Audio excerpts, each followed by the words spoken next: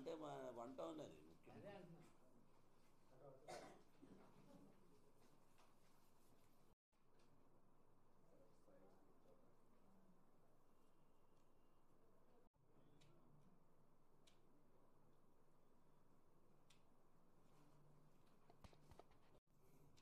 బయట బండ్ల దగ్గర కూడా నిలబెట్టండి, బండి దగ్గర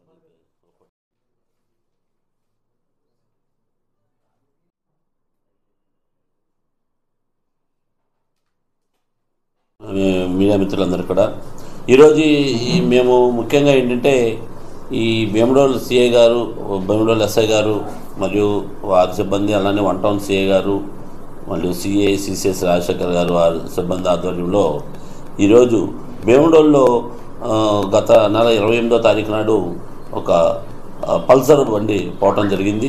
దానిలో దర్యాప్తులో భాగంగా ఈ పోగొట్టుకున్నటువంటి బండి పోగొట్టుకున్నటువంటి రామచంద్రరావు అనే అతను ఫిర్యాదు మేరకు దర్యాప్తు చేస్తుంటే అతను పల్సర్ బైక్ మీద చేస్తున్నప్పుడు భీమడోలుకు చెందినటువంటి పాత దొంగ నేరస్తుడైనటువంటి రాజు ఎలియాస్ సాంసోను, వాసే రాజు ఎలియాస్ సాంసోను అనే అతనితో పాటు అతను ఎర్రంశెట్టి పవన్ అనేవాడితోటి కలిసి నేరాలు చేస్తున్నట్టుగా తేలింది.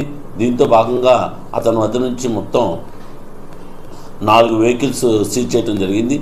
ఎతను ఇంట్రాగేట్ చేస్తుంటే అతను దాంతోపాటుగా మనం ఏలూరులో 6/2/2025 తారీఖు నాడు గొలుసు దొంగతనం జరిగింది. ముస్లిం మేడలో గొలుసు దొంగతనం చేశారు.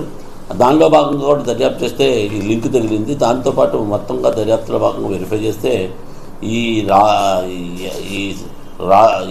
రాజు ఎలియాస్ సాంసోను, అదేవిధంగా ఎర్రంశెట్టి పవను వీళ్ళిద్దరూ కలిసి తన వెహికల్ పైన వచ్చి గంగానం గుడి వీధిలో ఉన్నటువంటి ఈ ముస్లిం మేడలో గొలుసు లాక్కొని పోవడం కూడా జరిగింది.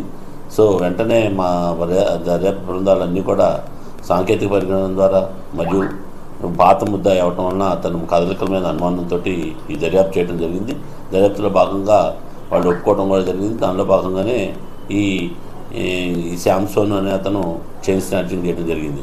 ఆ చైన్ స్నాచింగ్ చేసినటువంటి ఏదైతే చైన్ ఉందో దాన్ని ముత్తూట్ ఫైనాన్స్లో తాకట్టు పెట్టడం కూడా జరిగింది. ఈరోజు అతని మీద ఉన్న ఇన్ఫర్మేషన్ మీద మన భీమడోల్ సిఐ గారు మరియు భీమడోల్ ఎస్ఐ గారు వాళ్ళ సిబ్బందితో వెళ్ళి పట్టుకోవడం జరిగింది.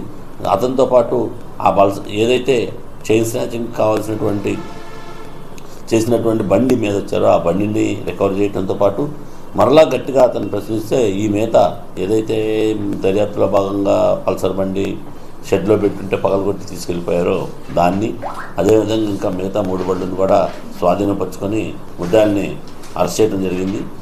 ఇతనికి ఆల్రెడీ గతంలో 14 కేసులు ఈ సాంసన్ మీద ఉంది. వాసే రాజు ఎలియాస్ సాంసన్ మీద 14 కేసుల్లో ఇతను ముద్దాయి ఉన్నాడు. ఇతని మీద ఆల్రెడీ సస్పెక్ట్ షీట్ ఉంది.